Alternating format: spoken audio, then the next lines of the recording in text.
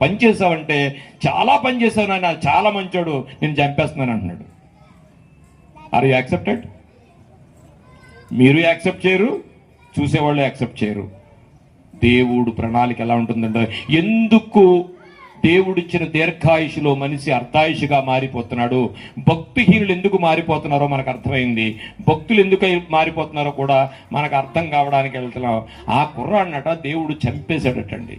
ఎందుకంటే నెబుకద్నెజరు అనే ఒక రాజు ఆ రాజ్యం మీదకి వచ్చి చిత్ర హింసలు పెడతాడండి మనుషుల్ని. వాడు ఎలాంటి వాడు తెలుసా అండి? రాజ్యానికి వచ్చిన వెంటనే రాజు జుట్టు పట్టుకుని అందరూ చూస్తుండగానే కళ్ళు పీకేస్తాడండి. ఒక 2 కాలిపోయిన ఈ కండిలు తీసుకొచ్చి కంట్లో గుచ్చేస్తాడండి. చేతులకు సంఖ్యలు వేసి కిలోమీటర్లు నడిపించుకుని దేశం తీసుకుపోతాడండి. మొట్టమొదటిగా ఆ కార్యం ఎలా జరుగుతుంటే రాజుగా ఉన్న హోషేయకే జరుగుతుందండి. దేవునికి మహిమ కలుగును గాక. దేవుడు ఏం చేశాడు తెలిసిన?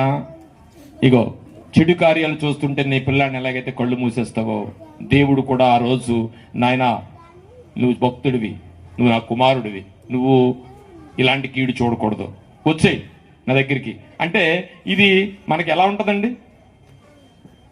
ఇప్పుడు మనం క్రైస్తవులోకి ఎందుకు వచ్చాం? నేను ఒక హైందవుణ్ణి, ఒక 18 సార్లు అయ్యప్పకి వెళ్ళి వచ్చాను. నేను గ్రంథాలు చదివాను, వేదాలు చదివాను. అంటే చెప్పాల్సి వచ్చింది కాబట్టి చెప్తున్నాను. వేదాలు చదివాను. నేను ఒక క్లాసికల్ డాన్సర్ని, తిరుపతి దేవస్థానానికి ఆస్థాన నర్తకుణ్ణి, అన్నవరం దేవస్థానానికి ఆస్థాన నర్తకుణ్ణి నేను. ఇప్పుడు నేను ఎందుకు మారాను? ఇక్కడికి ఎందుకు మారాను అంటే దేవుని యొక్క ఆలోచన ఏంటో మనకు అర్థం కాలేదు. 40 సంవత్సరాలు 45 సంవత్సరాలు వచ్చే వరకు దేవుడేంటో తెలియలేదు నాకు. నేను నమ్ముకున్నదే దేవుడు అనుకున్నాను. కానీ ఎప్పుడు తెలిసింది? అన్నీ అయిపోయిన తర్వాత తెలిసింది. అందుకే ఇప్పుడు ఆయన సేవ చేయడానికి దేవుడికి వీధి వీధి తిరగాల్సి వస్తుంది. కానీ ఆ రోజు దేవుడు ఉద్దేశం ఆ అబ్బాయికి అర్థమైంది. కింద రాశాడు చూడండి అబ్బాయి ఏమన్నాడో. సరే అది వదిలేండి, టైం కూడా లేదు. సో ఇప్పుడు దేవుడు ఒక భక్తుడిని ఎందుకు తీసుకెళ్లిపోతున్నాడంటే కీడు చూడకుండా. కానీ ఇజ్రాయేలీల్లో విపరీతమైన సొణుగు వచ్చేసింది. అప్పుడు దేవుడు అన్నాడు, యెషయా ఏంట్రా నేనైతే వీళ్ళకి అర్థం కావట్లేదేంటి, నేను ఎంత మంచోడో వీళ్ళకి అర్థం కావట్లేదు, అందుకని ఇగో నేను మాట చెప్తాను రాయి అని రాయిస్తున్నాడు. చూడండి యెషయా గ్రంథము 57వ అధ్యాయము. ఇప్పుడు మనం విషయం చెప్పబోయి ఆపాను నేను. ఇప్పుడు నేను ఎందుకు క్రైస్తవులోకి వచ్చానంటే, ఒక్క నిమిషం, నేను ఎందుకు క్రైస్తవులోకి వచ్చానంటే ఇదిగో మరణము ముగింపు కాదు, మరణం తర్వాత మరో బ్రతుకుంది అనే విషయం పూర్తి కొలతలతో నాకు బైబిల్లో దొరికాయి. నేను చాలా గ్రంథాలు చదివాను, ఆ గ్రంథాల్లో నాకు దొరకలేదు. 18 సార్లు అయ్యప్పకి వెళ్ళినప్పుడు నేను భక్తుడిని అయిపోయాను అనుకున్నాను, నేను స్వర్గానికి వెళ్ళిపోతాను అనుకుని తిరిగివాడిని. చిన్నప్పటి నుంచి కూడా అమ్మని తీసుకుని తీర్థయాత్రలకు వెళ్ళి అలవాటు ఉంది నాకు. భారతదేశంలో ఉన్న గుళ్ళన్నీ చూశాను, ఇంకేమీ లేక ఆగిపోయాను.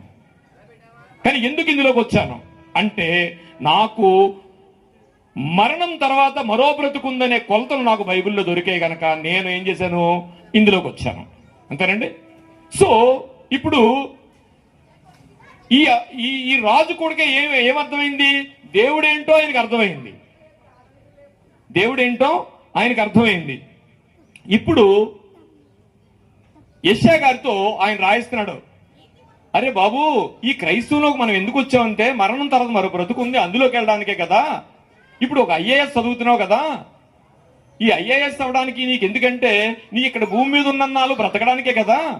అసలు ఇవన్నీ మానేసేసి నీకు ఎంత కావాలో చెప్పి ఇచ్చేస్తున్నాడు అనుకోండి, నువ్వు ఎందుకైతే చదువుకుంటావో నీ చదువు ఎందుకు చదువుతారండి, కష్టం ఎందుకు పడతారండి, రియల్ ఎస్టేట్ ఎందుకు చేస్తాం, తప్పి పని ఎందుకు చేస్తాం, ఇవన్నీ ఎందుకు చేస్తాం అంటే పిల్లలు సెటిల్ అవ్వాలని, కుటుంబం సెటిల్ అవ్వాలని, అందుకే కదా.